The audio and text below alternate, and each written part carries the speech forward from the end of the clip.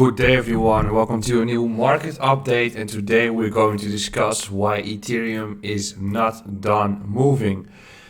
Before we continue, don't forget to subscribe to the channel. You can do that beneath this video. It will help me a lot to grow this channel to a bigger audience. Then, yes, Ethereum can still go down in the corrective move soon, as we can see that we have a very vertical move. And if you compare it to other charts, which also had a comparable big move on lower time frames, these usually come down at some stage. However, predicting that top is impossible to do. Therefore, calling a top is very difficult at this stage, but deriving data from this chart could give you some information on where the markets may be going and what targets could be derived in the future from here. If we look at the weekly time frame of Ethereum, we still can see this entire block that is there around the previous all-time high, which is a very interesting zone where we might get to if we get such a corrective move. However, if we look at the 3-day chart, we can see that there's not many levels in between. Actually, the only zone is around 1750, and we can see that that's the very crucial area that we have to hold. This entire gray zone is what you want to see sustain. If that sustains support, we can see continuation to the upside. If that doesn't sustain support, I'm looking at the next region for support as well. Also, this previous high around 1830 is very important to watch.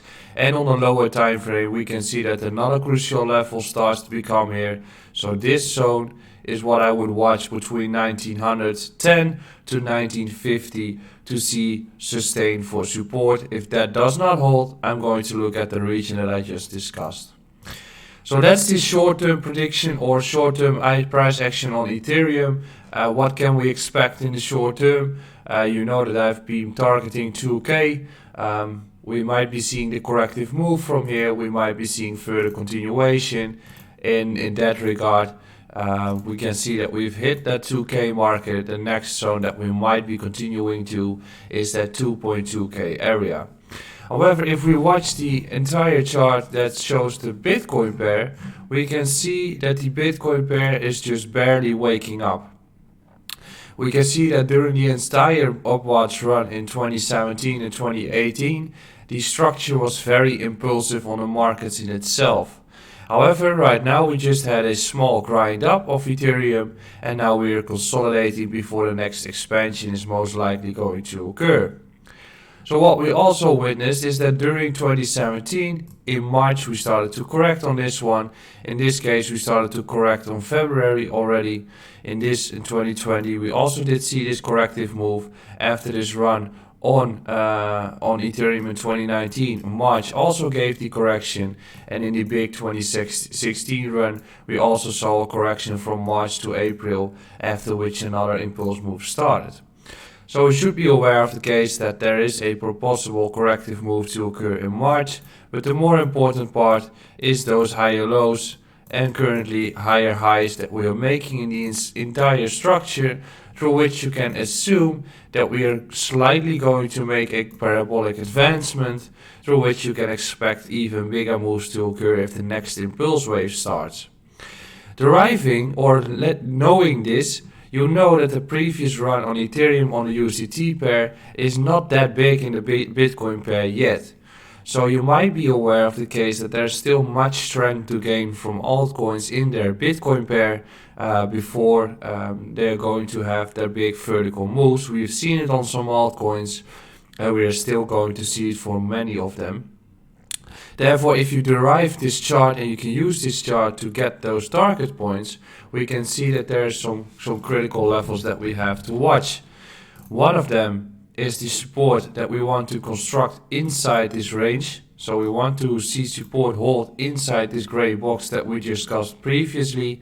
As long as that holds, we can derive new target points on Ethereum, which you can see around 0.57 and you can see it around 0.71. This region here, and then there's a final one, that's the range around 0.84. So if we make this run from 0.35 to 0.58, or if we make this run for the entire run, we can see that this is a gain of 66%, and we can see that this is a gain of 140% in the next impulse wave. If this 140% happens, we can see, and in general, if Bitcoin USDT remains the same, we can say, okay, so the price of Ethereum is currently $2,000, multiply that by 2.4, we can say Ethereum could reach 5K in the next impulse wave in the summer when the market is going ballistic again. So that is my target for Ethereum for the summer. I do expect Ethereum to become relatively big, to 10 to 15K, but that is what I'm assuming, as long as we hold support here and as long as altcoins are going to gain strength in the entire next cycle. I hope you've enjoyed this video. Please subscribe to the channel, and I'll see you again tomorrow on a fresh new market update.